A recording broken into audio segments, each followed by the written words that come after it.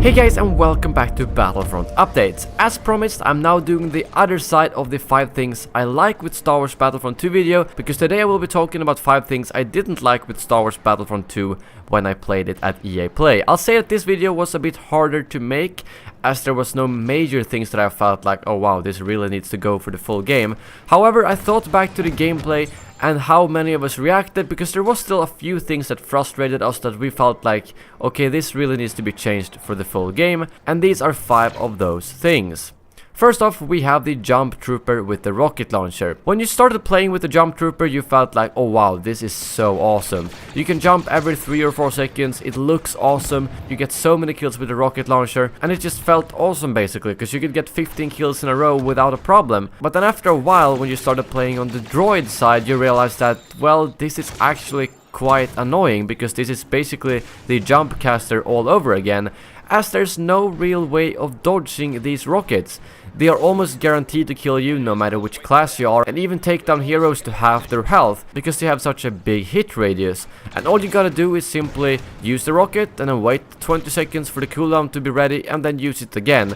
And it's very easy to stay alive with the Jump Trooper, since it has such a short cooldown on the jump pack. And I think the issue here isn't the combination in general, because it is a lot of fun and I don't want them to take that away. However, the problem is that the hit radius for the max damage of the rocket is so big that it's extremely easy to kill people, and there's not really any way to dodge it. Meaning that if you just fire in the general direction, you almost always get a kill with it.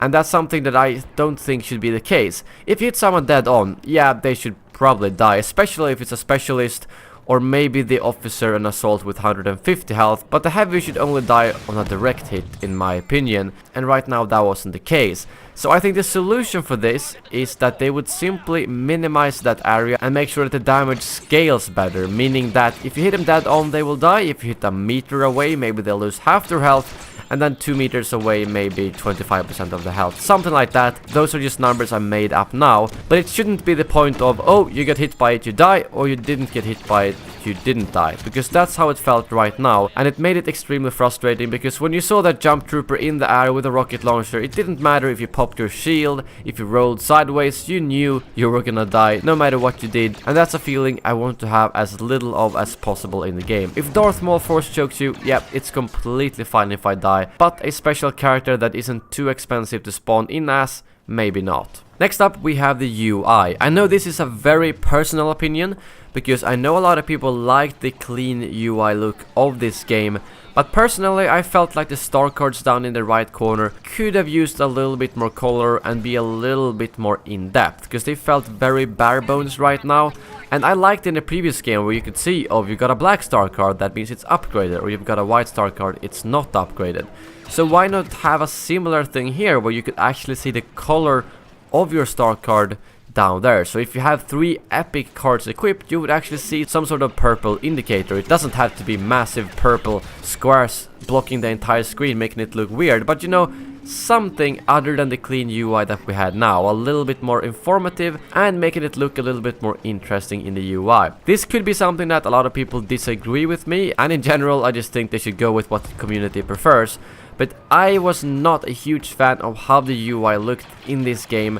It was fine, nothing I would be too disturbed about, but personally I would love them to make it a bit more advanced and also show the star cards clearer with the colors as well. Next up, we have the Specialist, and I do know they are working on making it more interesting, but what I really didn't like about the Specialist wasn't the sniping. The sniping was fantastic. They really made a good job with those weapons, making them feel like sniping wasn't just a one-shot pulse cannon thing, but it actually required some skill. So that isn't something I think they need to fix. However, the abilities felt a bit off, or the laser trip mine to be more specific, because the laser trip mine is one of the 2 fixed abilities for the Specialist, and I really didn't feel like the trip mine should be that, because that means we will see a lot of trip mines everywhere, and you force anyone who is using the Specialist to have the trip mine ability.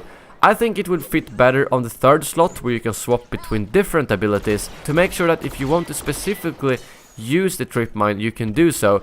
But I didn't feel when I was at the back of the map sniping some enemies that I really needed it. I felt like it was just a waste of a slot, and I'm just not a huge fan of leaving traps around the map anyways, because that's usually just frustrating for both sides.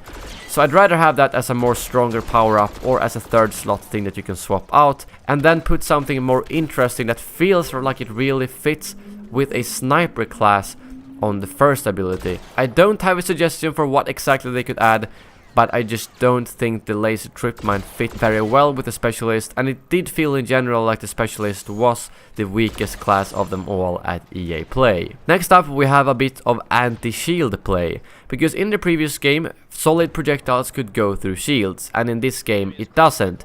It makes sense because lore-wise, the only thing that penetrates shields are things moving slowly, so the droids can walk through a shield, and in the Clone Wars series we can see them rolling grenades into droidicus shields, but only when they roll them very slowly, because if they throw them, they will bounce off. And that's kind of the take it seems like they are doing in Battlefront 2, because the Vanguard ability for the Assault basically has like a scattergun-ish ability, although not as powerful, and unfortunately it does not go through shields. And I was kind of disappointed of that, because I think that's a nice tactical element where you know, oh, the enemy team has a lot of shields. Well, let's equip something that can actually penetrate and counter those shields.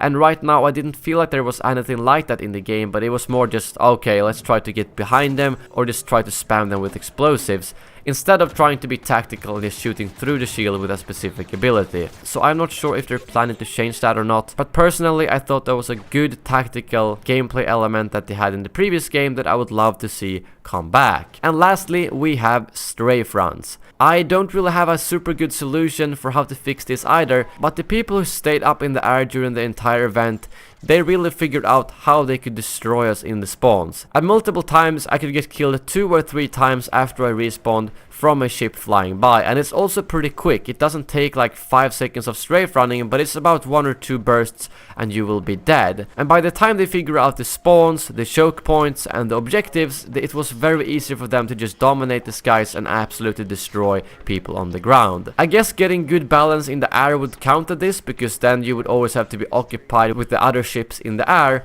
But I still think they need to nerf the ability to shoot people on the ground somehow. I'm honestly not sure how to do it. I just know that no matter how you design the game, it's gonna be very frustrating if you die over and over from stray fronts, and I think that's something people will complain about when they get to play the game as well. I didn't try to shoot down the ships too much, but maybe if the blasters were very effective, such as against the cloud car on Bespin in the previous game, maybe that would be a good counter, and we simply didn't get used to doing that in this game. But just after my 4 or 5 hours of gameplay, I can just say that it was frustrating to get killed by ships, sometimes even inside a temple, because they found a narrow pathway to shoot in through. But those are 5 things that I thought was quite annoying, and things that I didn't like about Star Wars Battlefront 2 at the EA Play build, and that I hope they will address for the next build, which is most likely the alpha or beta, but most importantly for the full launch. Thank you guys very much for watching, and as always, may the Force be with you.